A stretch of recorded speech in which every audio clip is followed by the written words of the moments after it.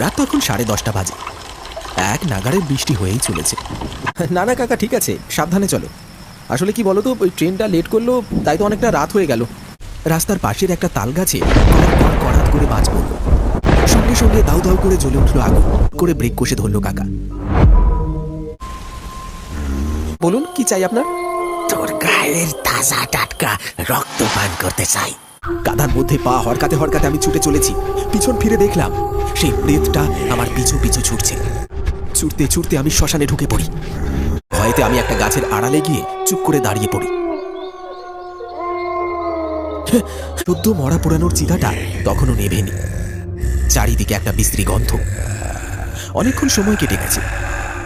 দেখলাম সেই ভয়ঙ্কর প্রেত এখন আর কোথাও নেই। আমি আস্তে আস্তে বেরিয়ে এলাম গাছের আড়াল থেকে। যেই না বেরিয়েছি, ঠিক তখনই অনুভব করলাম পিছন থেকে কে যেন একটা ঠান্ডা হাত আমার কাঁধের ওপর রাখল।